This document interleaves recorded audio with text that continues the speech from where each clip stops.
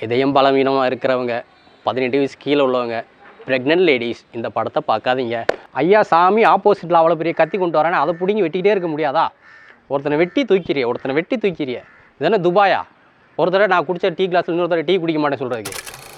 YouTube viewers అందరికీ నమస్కారం. ఇప్పుడు మనం చూడబోయే మూవీ హరియో డైరెక్షన్లో దేవిశ్రీ ప్రసాద్ మ్యూజిక్లో விஷால், பிரியா பவானி சங்கர், சமுத்திரக்கனி, யோகி பாபு, மொட்ட ராஜேந்திரன், விடிவி கணேஷ், கௌதம் வாசுதேவனன் மற்றும் பலர் நடிச்சிருக்க படம் தான் ரத்னம். என்னடா தமிழ்லையும் தெலுங்குலையும் மாற்றி பேசிட்டு இருக்கேன்னு பார்க்குறீங்களா? ஆமாங்க, ரத்னம் படம் பார்த்ததுலேருந்து எனக்கு ஒரு தெலுங்கு படம் பார்த்தனா இல்லை தமிழ் படம் பார்த்தனாங்கிற கன்ஃபியூஷனில் இருக்கிறேன்.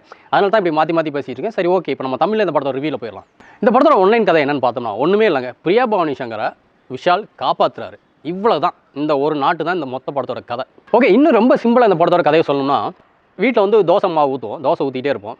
டெய்லி நம்ம புது மாவில் தான் நம்ம தோசை ஊற்றுவோம் பொதுவாக. ஹரி என்ன பண்ணுவார்னா பழைய மாவுலேயே தோசை சுட்டுட்டு இருக்காரு. ஆனால் என்ன அதில் டிஃப்ரெண்ட்டாக காட்டுறாரு அப்படின்னா, ஒரு நாள் அந்த மாவில் வந்து வெங்காயத்தை போடுறாரு, ஒரு நாள் தக்காளியை போடுறாரு, ஒரு நாள் கருவேப்பிலை போடுறாரு. இதுதான் அவருடைய பேட்டர்ன். ஆனால் சாப்பிட்ற நமக்கு தான் தெரியும் அந்த மாவு புளிச்சு போகலை, அழுகியே போச்சு அப்படின்னு, கெட்டு போச்சுங்கிறது நமக்கு தான் தெரியும், படம் பார்க்குற நமக்கு தான் தெரியும். அந்த மாதிரியான ஒரு கதை தான் இந்த ரத்னம் படத்தோட கதை. வேலூர் மார்க்கெட்டில் ஊர் பேர் தெரியாத ஒரு பொண்ணு வந்து விஷாலை வந்து பெற்று போட்டு இறந்துடுறாங்க. ஸோ விஷால் வந்து அந்த மார்க்கெட்லேயே வளர்றாரு. அப்படி வளர்கிற டயத்தில் அந்த மார்க்கெட்டில் ரவுடியாக இருக்கிற சமுத்திரக்கனியை ஒரு ராத்திரி கொல்ல வராங்க. சமுத்திரக்கனியை வந்து விஷால் வந்து சின்ன பையனாக இருக்கும்போது காப்பாற்றுறாரு. காப்பாற்றுறதுக்கப்புறம் விஷாலை தத்தெடுத்து அவர் வளர்க்குறாரு. ஸோ கெட்டவனாக அந்த சமுத்திரக்கனி வேலூருக்கு ஏதாவது நல்ல செய்யணும் அப்படிங்கிறனால ஒரு பெரிய எம்எல்ஏ ஆகிறார். சமுத்திரக்கனி எம்எல்ஏ ஆனவொன்னே என்ன நடக்கும்? அவர் வந்து ஒரு நல்லவர். ஸோ சட்டப்படி செய்ய வேண்டிய விஷயத்தை சட்டப்படி செய்வார். மனசாட்சி உள்ளபடி விஷயத்தை விஷால்கிட்ட கொடுத்துருவார். அப்படிப்பட்ட விஷயங்கள் என்னென்னு பார்த்தீங்கன்னா, அந்த பொண்ணுகளை அன்வான்டாக டச் பண்ணுறது, ரேப் பண்ணுறது, அடுத்த நிலத்தை கொள்ளடிக்கிறது, இந்த மாதிரி கெட்டவங்களோட விஷயத்தெல்லாம் விஷால் பார்த்துப்பார். இப்போ இதில் பிரியா பவானி சங்கர் எங்கே வராங்க அப்படின்னு பார்த்தீங்கன்னா, வேலூருக்கு ஒரு விஷயமா மீன்ஸ் நீட் தேர்வு எழுதுறதுக்காக வராங்க. ஆல்ரெடி 3 தடவை எக்ஸாம் எழுதி பாஸ் ஆகிருக்காங்க. பட் கவர்மெண்ட் காலேஜில் சீட் கிடைக்கணும் அப்படிங்கிறதுக்காக இவங்க நீட் தேர்வு எழுதுறதுக்காக திரும்ப 4th டைம் நீட் தேர்வு எழுதுறதுக்காக வேலூருக்கு வராங்க.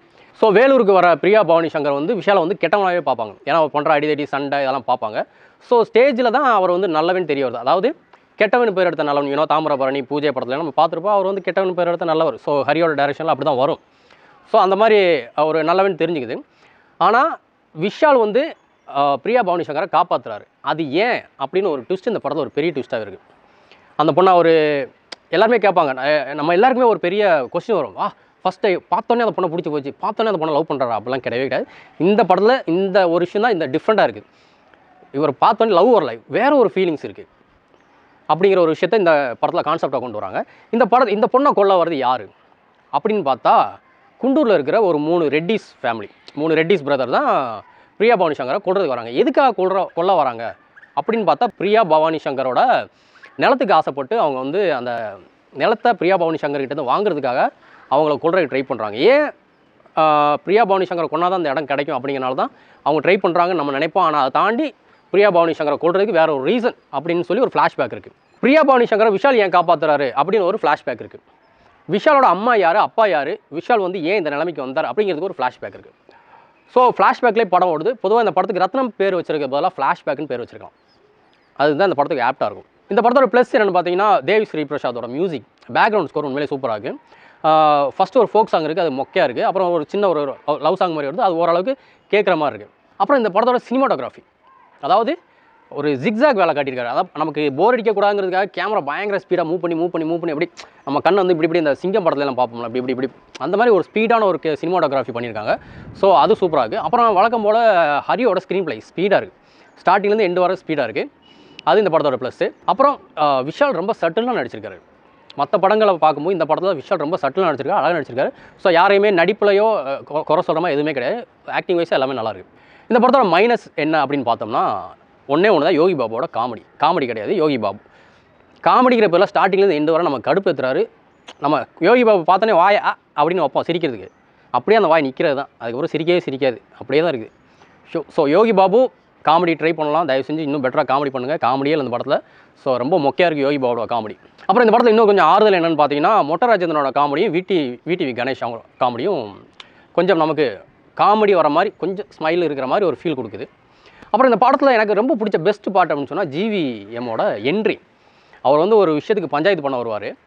அந்த பஞ்சாயத்து பண்ணும்போது அவரோட ஆட்டிடியூட் இருக்குல்லையா, அவர் பேசுகிறது சூப்பராக இருந்துச்சு. அப்புறம் இந்த படத்தில் இன்னொரு பெரிய விஷயத்தை பேசியிருக்காங்க, நீட் தேர்வு, நீட் எக்ஸாம் பற்றி பேசியிருக்காங்க. பட் எவ்வளோ பேசினாலும் இப்படி தான் போக போகுது. ஸோ அதை எத்தனை படத்தில் பேசினாலும் வேலைக்கு ஆகாது.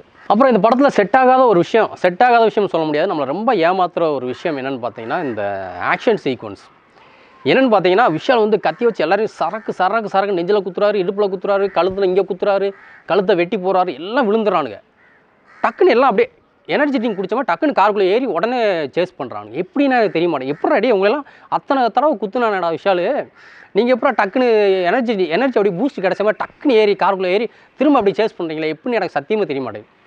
அப்புறம் கிளைமேக்ஸில் ஒரு ஃபைட் இருக்குது. ஐயோ, அது காமெடியா இல்லை தலைவலியான்னு எனக்கு சொல்ல தெரியல. அதாவது இந்த பழைய படங்களெல்லாம் இந்த கலராக பென்சில் குத்தி வச்சுருப்பானுங்களே, அந்த மாதிரி விஷால் வந்து கலராக கத்தி இந்த நல்லா கத்தி வச்சுருப்பார். ஒவ்வொருத்தருக்கும் ஒவ்வொரு கத்தி. அவர் இடுப்பில் இருந்தே 4 கத்தி தான். ஆனால் ஒரு 20 பேரை அந்த சச்சக்கு மாப்பிள்ள. ஏன்னா இந்த இடத்துல கத்தி இருக்காது, ஆனால் கையில் மட்டும் கத்தி வந்துடும். அது எப்படி மேஜிக்கான்னு தெரில. அதாவது கிராஃபிக்ஸில் அதை பண்ணும்போது இங்கேயும் ஒரு கத்தி இருக்கிற மாதிரி ஒரு கிராஃபிக்ஸ் பண்ணி தான் நல்லா இருந்திருக்கும். இல்லையா ஒரு 50 கத்தியை சொருகி வச்சு எடுத்து குத்துற மாதிரி இருக்கணும்.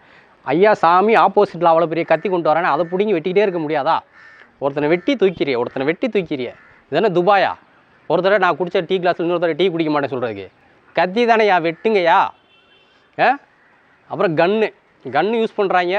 அதுவும் 4 தடவை டபக் தூக்கி போட்டுடுறானுங்க. ஹரி. அப்புறம் வந்து இந்த படத்தில் இன்னும் நமக்கு ரொம்ப பரிச்சயமான ஒரு விஷயம் அப்படி என்னென்னு பார்த்தீங்கன்னா, லொக்கேஷன். வாவ், சான்ஸே இல்லை. ஹரி ஃபஸ்ட்டு படத்தில் தமிழ்னு ஒரு படத்தில் ஒரு பெரிய ஒரு காரைக்குடியில் இருக்கிற ஒரு வீட்டை காட்டியிருப்பார். அந்த வீடு இப்போ வரைக்கும் மெயின்டைன் பண்ணுறாருன்னா பார்த்துக்கோங்களேன். அதான் ஆந்திராவிலையும் இதே மாதிரி ஒரு வீடு இருக்காமா, நம்மளை நம்ப வைக்கிறாங்க. ஃபுல்லாக காரைக்குடி ஸ்ட்ரீட்லேயே மொத்த படத்தை எடுத்துகிட்டு இது ஆந்திரா, பக்கத்து ஸ்ட்ரீட்டு ஆந்திரா, இந்த ஸ்ட்ரீட்டு தமிழ்நாடு. ஸோ இப்படி எடுத்துடுறாங்க. அங்கிட்டு ஒரு பெட்டி கடை போட்டுறாங்க, இங்கிட்ட ஒரு ஹோட்டலை போட்டுறாங்க. ஸோ இது வந்து தமிழ்நாடு, அந்த பக்கம் ஆந்திரா. இந்த பில்டிங்கில் இருந்தால் வில்லன், அந்த பில்டிங்கில் இருந்தால் ஹீரோ. இவ்வளோ தான். அங்கே பக்கத்து தெருவில் படத்தை எடுத்து முடிச்சாச்சு. ஆனால் பக்கத்து ஸ்டேட்டை காட்டுறாங்க. ஸோ வேறு லெவலு. அப்புறம் ஆஸ் யூஷுவல் ஹரியின் படம்னாலே பக்கத்து ஸ்டேட்லேருந்து தெலுங்கில் ஒரு எம்எல்ஏ பேசுவார், எம்பி பேசுவார், மினிஸ்டர் எல்லாம் பேசுவாங்க. தமிழ்நாட்டிலேருந்து அப்படி அந்த மாதிரி நிறைய விஷயங்கள் உள்ளே போகுது. ஸோ ஸ்க்ரீன் ப்ளே வந்து இன்னும் கொஞ்சம் புரிகிற மாதிரி அதை சொல்லியிருக்கலாம். அதேமாதிரி ஃபஸ்ட் ஹாஃப் உண்மையிலே சூப்பராக இருக்குது. ஃபஸ்ட் ஹாஃப் வந்து உண்மையிலே அந்த பவானி சங்கர் எதுக்காக காப்பாற்றுறாரு அப்படிங்கிற ஒரு க்யூரியாசிட்டி உண்டாகுது. பட் செகண்ட் ஹாஃப் பார்த்திங்கன்னா ரொம்ப இழுத்துட்டாங்க. ரொம்ப நேரம் போன மாதிரி இருக்கும். ஃபஸ்ட் ஹாஃப் ரொம்ப கம்மியான டைமில் போன மாதிரி இருக்குது. செகண்ட் ஹாஃப் ரொம்ப இழுத்த மாதிரி இருக்குது. அந்த மாதிரி விஷயம். அப்போ கண்டிப்பாக கிட்ஸ் படம் பார்க்கவே முடியாது. ஒரு கழுத்தாக இருக்கிறதுனா கொஞ்சம் மறைச்சா இருப்பாங்க. இவங்க ஓப்பனாகவே கழுத்து அப்படி அறுக்கிறதெல்லாம் காட்டுறாங்க. அப்புறம் வல்கர் வேர்ட்ஸ் நிறையா பேசுகிறாங்க. ஸோ அது கண்டிப்பாக கிட்ஸு 18+ தான் அந்த படம் பார்க்க முடியும். இதயம் பலவீனமாக இருக்கிறவங்க, 18 வயசு கீழே உள்ளவங்க, ப்ரெக்னென்ட் லேடிஸ் இந்த படத்தை பார்க்காதீங்க அப்படிங்கிற மாதிரி இந்த படம் இருக்குது. ஸோ எனிவே ஹரி அடுத்ததையாவது புது மாவு அரைச்சி புது தோசை ஊற்றி கொடுப்பார் நம்ம நம்புகிறோம். அடுத்த ரிவ்யூவில் மீட் பண்ணலாம். பாய்.